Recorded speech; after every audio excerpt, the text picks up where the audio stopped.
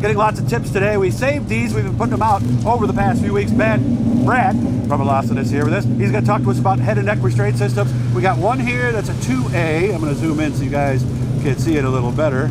And then there is a 3A. I asked him the question, which one's better? He said both. Explain, Brad. Absolutely. Well, first of all, Doug, let's talk about what a head and neck restraint actually does. A lot of guys think that a head and neck restraint is designed to not break your neck. That's actually absolutely not true. Kind of what I thought. A head and neck restraint may actually cause you to break your neck instead of having the terminal injury called a basilar skull fracture. And that's what happened to Dale Earnhardt Sr. That is correct. Okay. Kenny Irwin Jr., Adam Petty, the list goes on and on. Really? We lost lots of great racers because when you tear the brain stem where it connects to the spinal cord, there is no surgery, there is no survivability of that.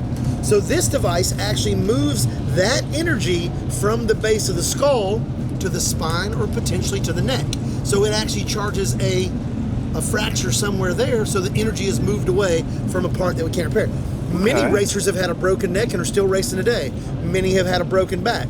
You can't name anybody that's had a basilar skull fracture that's here today. It's the unsurvivable tear. You can't fix that. So a head and neck restraint, whether you use one with the long arms in the front or whether you use the abbreviated one at the top, is designed to move the energy away from the brainstem. And Doug, you did mention two different devices here. This is a minimalist device. And I don't know if you guys know Doug, those of you who have seen him around, Doug's not a small guy. Doug's got big shoulders, he's got a big neck. This device is designed better more for that full containment seat, broad-shouldered guy who still wants good left and right motion, up and down motion, that kind of stuff. Yeah, because I tried one of those when they first came out, and it was terrible. Very claustrophobic for me, actually. I didn't like it at all. This one doesn't have anything going down your back. Oh, There's no hard matter down your spine like some of the manufacturers.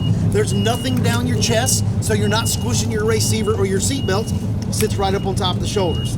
It has the same rating as the one with the long arms, and no matter what manufacturer, it has the same rating. These are SFI 38.1. What's that mean? So 38.1 is the spec set up by the SFI Foundation, the same people that certify our shoes, our gloves, our fire suits, our seat belts, and in many cases every our manufacturer seats. That's exactly every right. Single one. Everybody's got to pass it. One of the great things these folks do is they make a fully adjustable one, so it'll not only fit our buddy Doug. Yeah, so it goes wider if we need it, or smaller. Okay. You can also change the moment arm and the angle on the side, because a big guy like Doug, big shoulders, you can lay it out more flat so it's not digging in. It works great with a 2 or 3 inch seat belt, and ultimately, we're simply trying to move energy away from our basilar skull. Okay. All right. So again, look these up. Lots of options out there, guys.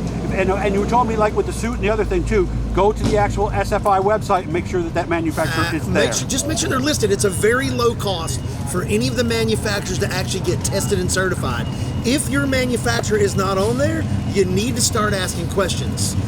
And too many times we're racers and we fall for a sales pitch. Don't fall for the sales pitch. Do your research. Find out who, what, when, where, why, how much, and you need to know why. Your life could depend on it. And I got to give Brad credit. He says big guy, big shoulders. Well, there's a big belly there too. So, but nothing in the head and neck restraint system is going to have any effect on that. No, sir. Appreciate your time. Good job, Brad. You bet, man. Thanks.